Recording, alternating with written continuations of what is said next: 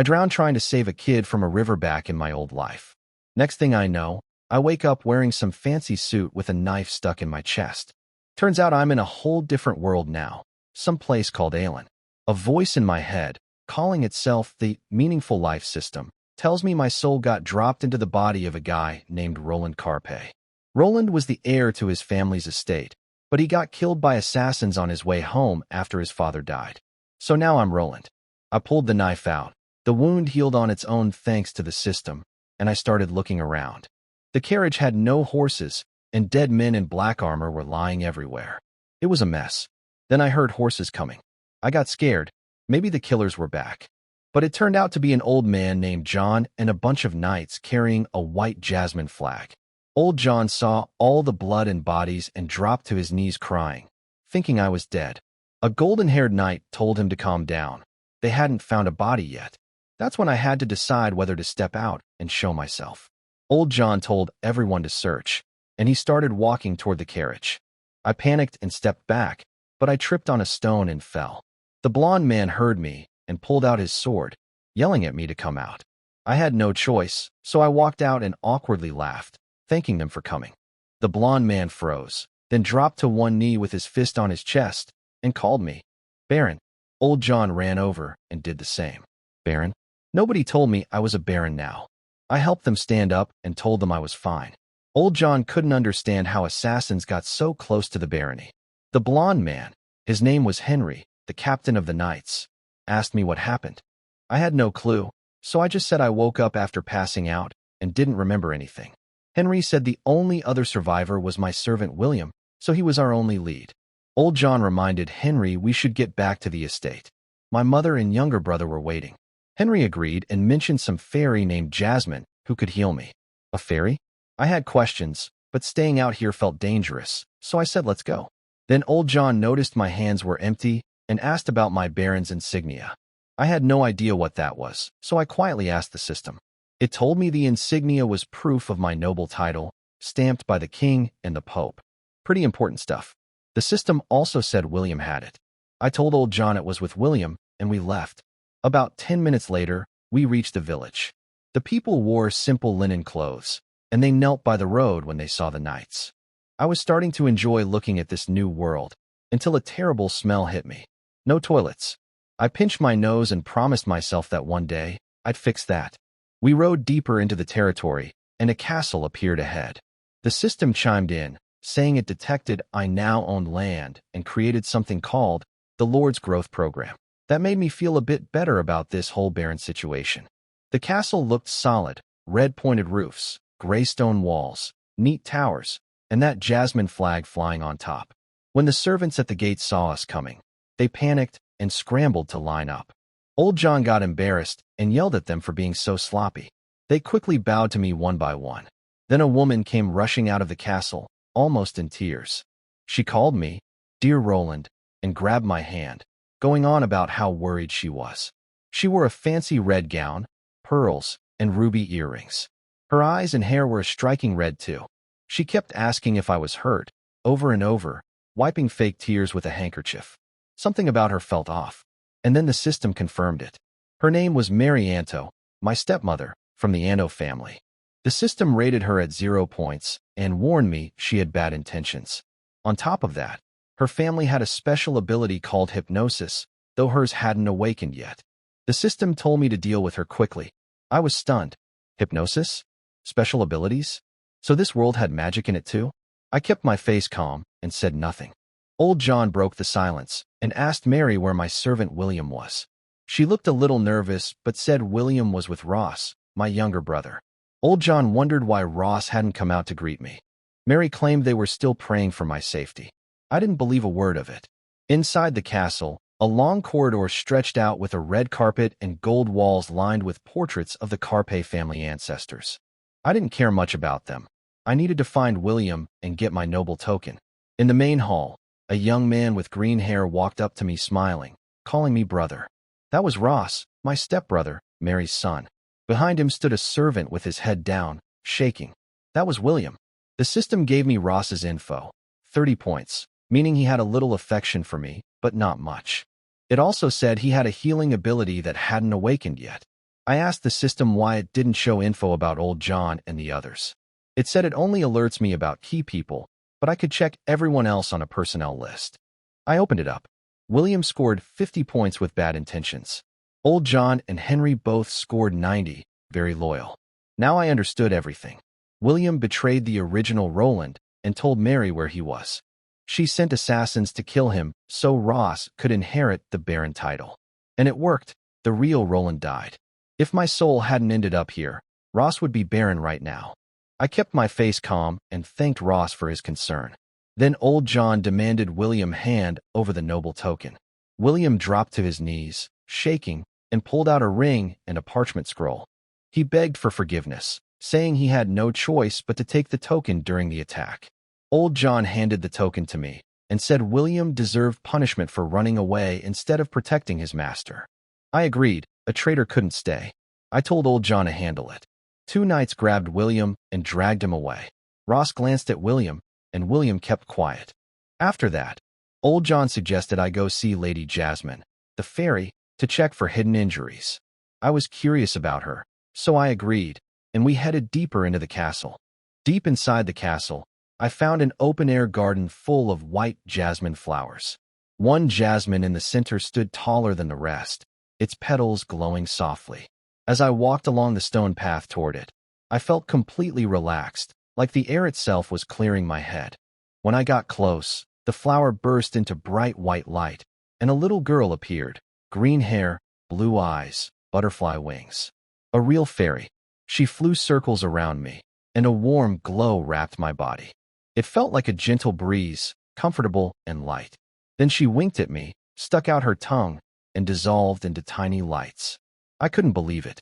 This world really had magic. The system recorded her as a jasmine fairy, a magical flower with healing powers that could also be used to make potions. I waited for her to come back, but she didn't, so I returned to the castle. Old John was waiting and told me my bath was ready. I wasn't used to being served, but I badly needed to clean up. The maids helped me bathe and dress in fresh formal clothes. I felt like a new person. I asked for a mirror, since I'd never seen my own face in this body. Turns out I had green hair and blue eyes too, just like the fairy. The servants mostly had golden or brown hair, so I figured the green hair was tied to noble blood or maybe the fairy's influence. I had to admit, though, I looked pretty handsome. The green hair was a bit much, but I told myself to just laugh it off. After getting dressed, I went to the library. I wanted to learn about this world. I tried asking the system, but it wasn't responding. Typical. At least the personnel list still worked. The library was full of books, mostly old family biographies. After digging around, I found what I was looking for, the Chronicle of the Continent of Alan, written by someone named Alendo Lafitte. I opened the book and started reading about the history of this world. 3,000 years ago, a man named Alan united the whole continent and created a huge empire, the Aga Empire, also called the Solar Dynasty. He was a great ruler who built schools, roads, and gave everyone the same money and language. But he died young at 42 from old battle wounds. His descendants kept things running, though none of them were as great as he was. Eventually, a king called Alan XIII took the throne, and by then the empire was rotten. A famine hit, people revolted, and everything started falling apart. Then some mysterious stranger showed up and made a deal with the king. This man could summon storms with a wave of his hand and wiped out the rebels easily. People later called him the first sorcerer. After the rebellion was crushed, the king poured everything into supporting the sorcerer's research. But then a black mist spread from the palace and swallowed everything: buildings, people, land. It formed a giant dark wall that split the continent in two. The Solar Dynasty was finished. It got worse. Monsters came out of the mist at night. They had no real shape and could sense fear. Once they locked onto someone, that person was done for. People called them nightmares. That was the start of the Age of Darkness. Humanity was almost wiped out. Then a man named Saint Peter appeared with something called the Sun God Flower. He used its power to push all the nightmares behind the black wall. He saved everyone and founded the Holy Court of Light, becoming the first pope. After that, more magical flowers were found. People who passed the trials of the flower spirits got special powers and became sorcerers.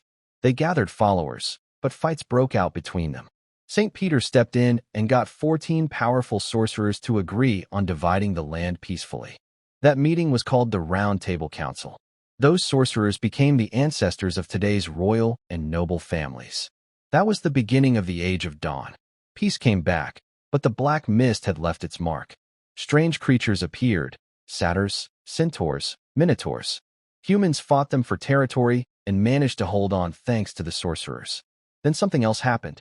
Some young girls started developing strange powers they couldn't control. People panicked, remembering the first sorcerer and all the horrors he caused. The Holy Court declared these girls witches and sentenced them to burn. As the flames took them, their cries filled the air, and they cursed the world that had done this to them. I put down the history book and felt sorry for those girls called witches. They were just innocent people with powers they didn't ask for. Humans always fear what they don't understand, and those girls paid the price. But I had more pressing problems right now: my stepmother and her son. A knock came. Dinner was ready. I went downstairs and sat at the table. The servants put a napkin around my neck and served bread. I missed the rice and tasty food from my old life. This place was a wasteland when it came to food. Mary tried to make conversation, asking if I was adjusting well after studying in the capital. Her caring tone was completely fake. I smiled politely and said I was doing fine. She didn't like that answer. Ross jumped in and asked when I planned to visit the elf to awaken my ability and become a sorcerer. I had no idea what that meant, so I just said, "When I'm ready." The table went quiet again. I finished eating fast and escaped to the library. Then Henry came to ask what to do with William. I decided I should see him first. They had him tied up and beaten, covered in bruises. Henry said William kept insisting he only ran because things were dangerous and wouldn't say anything else. It was clear Mary and Ross had some hold on him. I made a decision: let him go, release him from the castle, but strip him of his servant title. Henry got worried, saying William was suspicious and we shouldn't just free him. I told Henry to relax. We were casting bait and waiting for the fish to bite. Henry understood. I wanted to see who William would run to. They unchained William.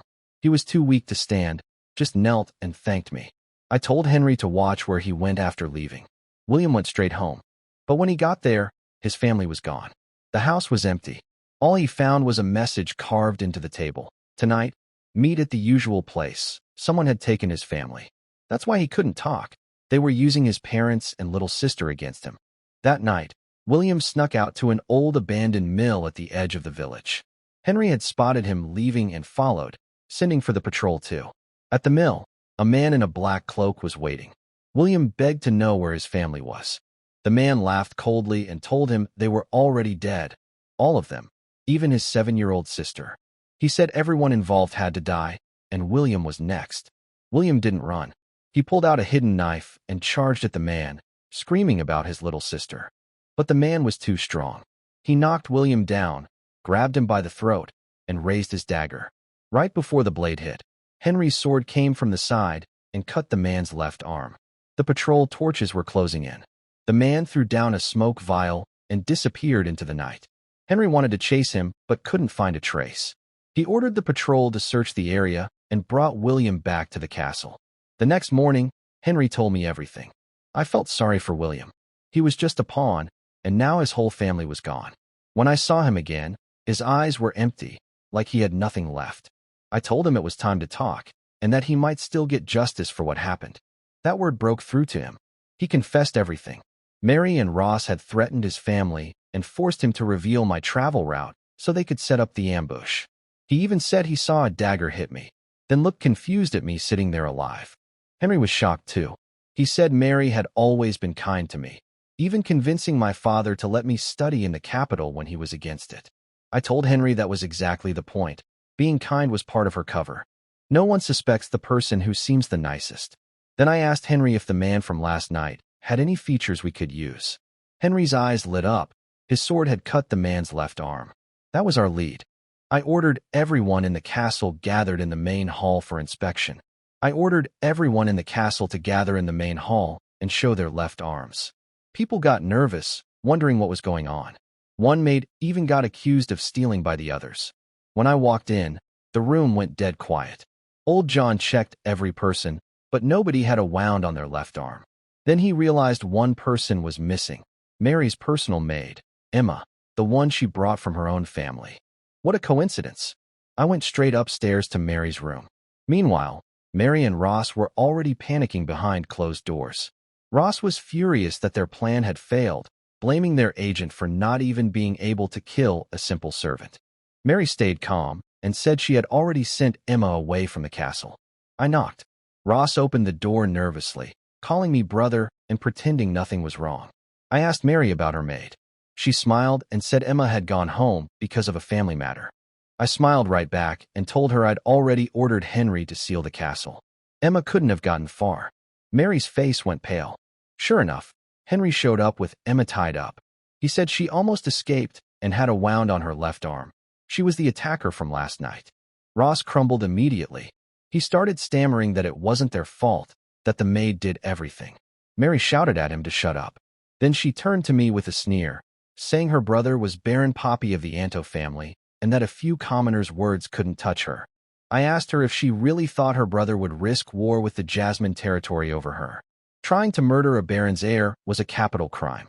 She switched tactics and tried to sound reasonable, saying an alliance between our families would benefit me. I didn't buy it. I told Henry to take them both to the dungeon. Mary kept her pride and walked on her own, warning me her brother would come for her. But Ross fell apart completely. He dropped to his knees, crying and begging, saying it was all his mother's plan. Mary was so angry she grabbed him and slapped him across the face. Ross just sobbed and begged her to ask me for mercy. She was disgusted by him. She told me not to lock her up with him and walked away without looking back. I had them put in separate cells. Ross could beg all he wanted. I wasn't letting either of them go. Just as I was about to rest, old John came to me looking heavy. He told me William had taken poison and killed himself. He couldn't bear losing his entire family. He chose to join them. After everything settled, I wrote a letter to Mary's brother, Baron Poppy, sealed it with the Jasmine stamp, and sent a knight to deliver it. I wanted to see how he'd react before deciding what to do with Mary and Ross. Then the system finally spoke up again. It said I completed a task for clearing out the troublemakers and gave me a reward, a beginner's gift pack. I opened it. 10 sunlights, 10 water drops, 10 soils. I stared at it. What kind of reward was that? The system went quiet again, so I had to figure it out myself. It looked like farming supplies. Maybe they were meant for the fairy. I went to the garden to test it. I used 1 water drop, and a glowing blue ball of water appeared in my hand. The little fairy showed up right away, staring at it with big eyes and drool on her lip. I held it out and told her to take it. She spun around happily, then dove right into the water sphere. Instead of drowning, the water glowed and merged into her body. She sat on my hand afterward, rubbing her round belly with a satisfied little sigh. Then she held up a pure green light between her tiny hands and motioned for me to touch it. The moment I did, the light flowed into me. My whole body glowed emerald green, and a warm energy spread through me like sitting by a fire on a cold day. The system chimed in. I had gained a new ability, healing spell. When the glow faded, the fairy was gone, but a small jasmine mark was glowing on my left palm. I had awakened my power. Healing wasn't flashy, but it suited me fine. I never liked fighting anyway. Old John saw me walking out of the garden and nearly lost his mind with excitement. He said nobody had ever gained the fairy's recognition so quickly. I asked if he had any injuries so I could practice. He tried to refuse, saying he was just a lowly servant and I shouldn't waste energy on him. I told him I didn't care about things like that. He showed me a small bruise on his arm. I placed my hand on it, focused, and a green light appeared. The bruise vanished in seconds. Old John cried and thanked me over and over. I could tell no noble had ever treated him this way before. I just smiled and told him I was going to check on Henry. Once the castle troubles were settled, I finally got to check on my territory. The system had a map feature, but only the castle was visible. The rest was all dark. I'd need to explore it myself to uncover it. I asked old John for a report on everything. The Jasmine territory was on a flat plain with rich soil and the Carpe River running through it. Forest to the west, grassland to the east, plenty of sunshine, warm weather, and not much rain. Perfect for farming and animals. Around 8,000 people lived in 8 villages surrounding the castle. 6 villages farmed crops, 1 took care of orchards, and 1 handled the pastures and stables.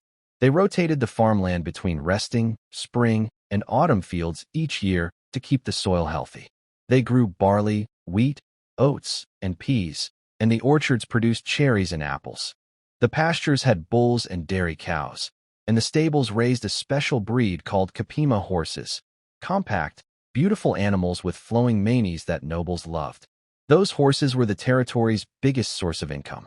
I had 50 knights under me, a mix of commoners who trained hard and younger noble sons with no land of their own. I decided to go see the villages with my own eyes. I wanted to know how people really lived. In one home, I met an 8-year-old girl named Maria. She fed the chickens every morning, washed clothes for her whole family, and helped her mother with her baby brother. Her own clothes had holes, and she quietly worried about whether her little brother would make it through winter. She dreamed of simple things: strong shoes, a warm house, enough food, and soft clothes. Her parents were nervous when they saw me, but Maria wasn't afraid. I patted her head and told her she was doing a great job raising those chickens. I slipped her a piece of candy. Her eyes lit up like it was the best thing she'd ever tasted. But what she really wanted wasn't candy.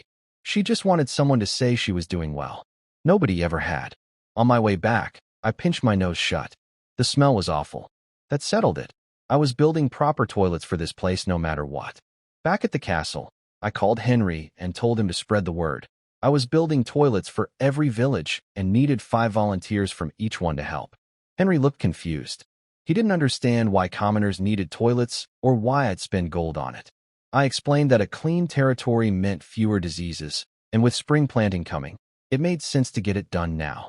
He accepted and rode out. The villagers were nervous when they heard a knight was coming with a new order. Some feared it was another tax. But when Henry announced the toilet plan, they were just confused. Some thought it was pointless. Going outside was easier. Others didn't mind as long as it didn't cost them anything. Nobody volunteered to help build, so each village had people draw twigs. The 5 who got short ones had to go. The next morning, 40 workers showed up at the castle gate. I didn't go myself. I'd already drawn up the toilet designs from memory the day before and had the craftsmen check them. I put old John and the craftsman in charge of leading the work. They split the workers into 2 groups in the first village. One dug the waste pit, the other carried stones and built the structure. By noon, everyone was tired and ready to head home for lunch. But old John stopped them and said I had arranged food for them. The workers couldn't believe it. Nobles never fed their workers. People were expected to work for free since everything in the territory belonged to the Lord. Then the cooks arrived with carts of dark bread and meat soup. One young man whispered to his friend to pinch him because he couldn't believe there was actual meat in the soup. The friend pinched him hard, and he yelped. It was real. The cook even said anyone who wasn't full could have more. The word, full, meant something special to these people. At home, they never dared eat too much because there were always other mouths to feed. After that meal, nobody needed to be told to work harder. They threw themselves into it with real energy. Old John looked pleased. At this pace, the toilets would be done in just a few days. While I was busy with the toilet project, life in the villages went on. Little Maria was excited that day because she was going to visit her older sister. Her sister had married their cousin Tali. Her father had traded her for 3 sheep. Now she was pregnant, and their mother said she hadn't been feeling well. On the way there, Maria imagined her sister living in a nice house with plenty of food. But when they arrived, Maria noticed her sister had changed. Her hands were rough, her hair had turned white, and her face was full of wrinkles. Her sister just hugged her tight and said she wasn't a child anymore. Maria touched her sister's belly and was amazed a baby was growing inside. Their mother told Maria to be careful around a pregnant woman. Once Maria went off to play with the lambs, the sister broke down crying to their mother. She was exhausted from too much work, and her husband was beating her. She showed her arms, covered in bruises, old and new. He had hit her just days ago because she dropped a plate. Their mother was furious and wanted to confront him, but the sister stopped her. It would only make things worse. The sister asked their mother to come with her to see someone, a woman who lived in a small cottage near the forest on the edge of the territory. The villagers called her a witch. They said she had rose-colored curly hair and eyes that could steal your soul. They went together and knocked on the door. The woman inside told them to leave, saying she had no medicine. The sister dropped to her knees and begged. The village doctor only did bloodletting, and she couldn't survive that while pregnant. After a long silence, the door opened. The woman let only the sister inside. The cottage was dim, with herbs and bottles everywhere. The sister described her symptoms: swollen ankle, dizziness, blurry vision. The woman mixed some herbs with a strange liquid, heated it, and made a bottle of medicine. The sister offered a few bottles of milk as payment. As she was leaving, the woman quietly told her not to overwork herself. The sister smiled softly and thanked her. She drank the medicine at home and felt much better. Their mother took Maria, who was happily playing with a lamb, and headed back. I didn't know it at the time, but something terrible was happening in my territory. A few days after the visit, Maria's sister went into labor on a stormy night. An old midwife helped deliver the baby, but when the child came out, the midwife screamed. The baby had a tail. Tali went mad with rage. He grabbed his weak wife and accused her of being unfaithful. She could barely whisper, reaching for her baby one last time. Then she bled out and died right there on the bed. She was only 18. Maria saw her sister one last time, lying still as if asleep. She called her name, but there was no answer. At the burial, people kept their distance, saying her sister was unclean. Maria cried out that her sister was a good person who could sing, bake bread, and braid her hair. Nobody listened. They buried her without even a gravestone. Tali went drinking at the tavern, and the other men mocked him about the baby's tail. Humiliated and furious, he ran to the church. The priest, Father Augustine, listened to his story, how his wife had visited the woman in the West and taken her medicine. Tali was convinced the woman had cursed his wife. The priest's eyes sharpened. He told Tali not to worry, that all witches must be captured by the Pope's order. But Tali didn't wait for the church. He decided the witch should burn. He grabbed a torch and marched west, shouting for others to join him. More and more villagers followed, forming an angry mob. Isabella, the woman they called a witch, was in her cottage mixing herbs, wondering if that pregnant woman had gotten better. She heard the noise outside and saw torches coming. She tried to escape through the back, but people were already there. She was trapped. Tali screamed at her to come out, accusing her of cursing his wife and child. Isabella had no idea what he was talking about. She'd never cursed anyone. She couldn't even hurt a chicken. But she had no choice. She stepped outside, and men grabbed her. They pulled back her cloak, revealing her rose-colored hair and matching eyes. The crowd gasped. They started throwing stones. One hit her forehead and drew blood. Others began piling wood for a fire. Isabella cried out that she'd done nothing wrong, but nobody cared. She was alone, bleeding, surrounded by an angry mob ready to burn her alive.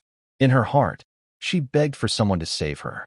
When old John told me there was a witch in the territory and the villagers were going to burn her, I couldn't believe it. Burn a living person? Were they insane? I jumped on a horse, took Henry and a dozen knights, and rode out as fast as I could. When we got there, a young woman was already tied to a stake above a pile of wood. I shouted for them to stop. The villagers saw me and backed off immediately. A man named Tali crawled to my feet, crying that the woman had given his wife a cursed potion and his child was born with a pig's tail. I asked him if he was related to his wife by blood.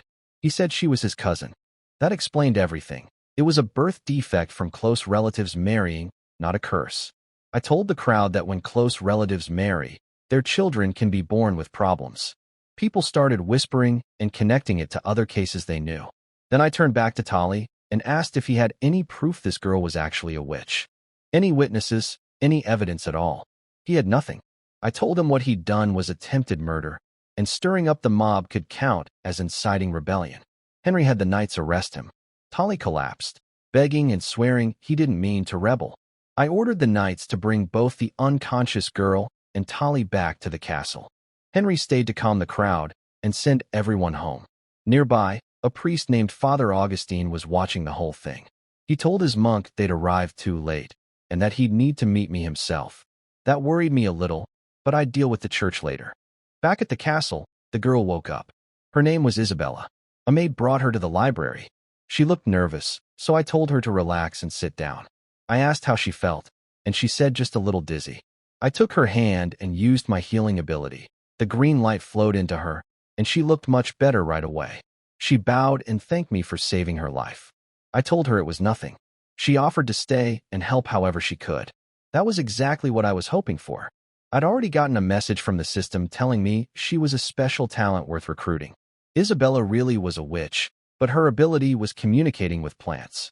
She could talk to crops and find out what was wrong with them. No need for long study or guesswork. She wasn't someone to be burned. She was a rare farming expert. I asked her to take care of the castle garden. She agreed happily. Having her around was going to make a big difference for the whole territory. One morning over breakfast, old John brought me Baron Anto's reply. I opened it expecting threats or demands. Instead, it was shockingly short. A greeting, some anger at Mary's behavior, and permission to deal with her however I wanted. That was it. Her own brother threw her away. I went down to the dungeon. Mary looked terrible. Days in prison had broken her pride. She sneered at me, asking if I came to laugh at her. I handed her the letter without a word. She grabbed it eagerly, her eyes full of hope. Then her smile froze. She slid down the wall and started crying, pounding the ground. She told me how her brother had arranged her marriage to Baron Carpe when she was 16. She never met him before, never loved him. She endured it all for the family. And now that same family had abandoned her without a second thought. I felt sorry for her. But I wasn't a saint. She had tried to kill me. As I turned to leave, she called out. She had a proposal. As a member of the Anto family, she still had inheritance rights to the Poppy Barony.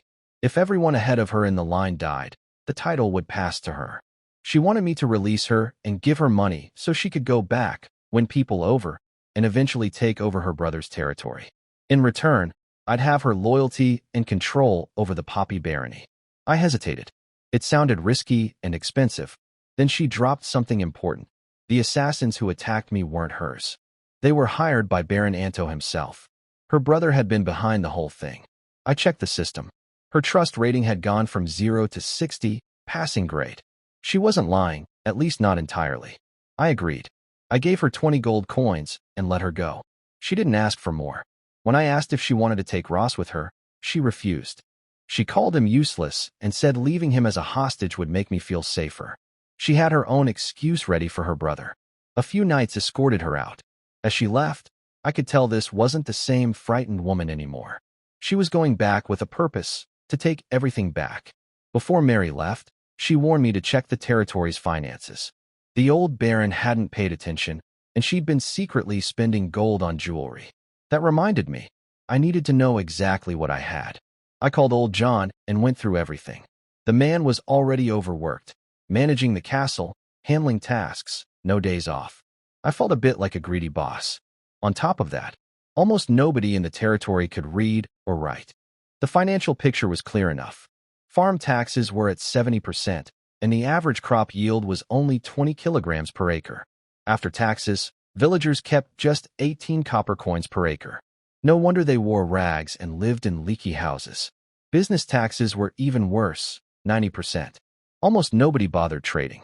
Only a blacksmith, a carpenter, and a tavern existed. The treasury, though, had 20,000 gold coins saved up over the years. All that money squeezed from the people and sitting in noble pockets. The territory had two main industries. One was jasmine healing potions made from the garden flowers, 8 gold coins a bottle. The other was Kapima horses, a special breed nobles loved, 2 gold coins each, but only 2 sold per year. I decided to make big changes. I called it my first 5-year plan. I wanted to boost crop yields, lower taxes, encourage trade, and build schools. I held my first management meeting with Henry and old John. They didn't understand everything, but they trusted me and promised to carry it all out. The knights spread the word. Farm taxes dropped from 70 to 50%. Business taxes went from 90 to 60. I offered rewards for anyone who could improve farming methods and financial support for good business ideas. I also announced schools for children and night classes for adults. The villagers were thrilled about the tax cuts. Most of them ignored the school part. Then old John told me Father Augustine wanted to see me. He was the church's envoy assigned to guard the territory, and the villagers respected him. I agreed to meet him. He walked in looking like a kind old grandfather, blessed me in the name of the sun god Flower, and got straight to the point. He'd heard I caught a witch. I told him there was no witch, just a wrongly accused girl. He insisted on seeing her, so I called Isabella from the garden. When Isabella saw the priest, she got nervous. Then the system alerted me. Augustine was using some kind of power on her. The system asked if I wanted to spend one sunlight to block it. I said yes. Augustine stared at Isabella for a while and found nothing. He looked confused. I told him it wasn't polite to keep staring at my maid. He smiled awkwardly, said the girl wasn't a witch, and left. After he was gone, Isabella relaxed. I teased her a little, asking if she was really a witch. She stammered and denied it, clearly not confident. I didn't push it. I just told her to go back to the garden. She went to her room, patted her chest in relief, and happily headed off to water the flowers, thinking she'd gotten away with it. She had no idea I already knew the truth. I sat in my room thinking. The sunlight item could block magic. That was useful. The water drops helped the fairy. I still didn't know what the soil did. I'd test it another day. Meanwhile, Augustine went back to the church and told his monk he didn't sense any witch aura on Isabella. The monk insisted he'd felt witchcraft at her old cottage. Augustine decided the real witch must have escaped and left Isabella as a decoy. He planned to write to priests in other regions to warn them. He was completely wrong, of course, and Isabella was happily watering flowers without a care in the world. I didn't know any of this was happening at the time, but this is what I later learned. After Tali was locked up, Maria's mother took in the baby, little Toby. But Maria's father hated the child. He said the boy was unlucky. His mother died giving birth to him. His father was in prison, and they couldn't afford another mouth to feed. Her parents fought about it constantly. Maria didn't care about any of that. She'd pick up little Toby, pat his back, and whisper that she'd protect him. Every morning she'd finish her chores, then work at the neighbors' houses just to earn goat's milk for the baby. She was exhausted, but she was all Toby had. One day, Maria came home with a bottle of milk and found Toby gone. Her mother told her that her father had thrown the baby into the forest, said they couldn't keep him, that he'd bring bad luck, that the neighbors would talk. Maria exploded. She screamed that she didn't care what anyone thought. Toby was her sister's only child, and he was a living being. Her mother tried to stop her, saying the baby was probably already eaten by animals. Maria didn't listen. She ran straight into the forest. She searched for hours. The sky darkened. The forest grew cold. She tripped on a stone and cut her knee, but she got back up and kept going. Then a voice came from above.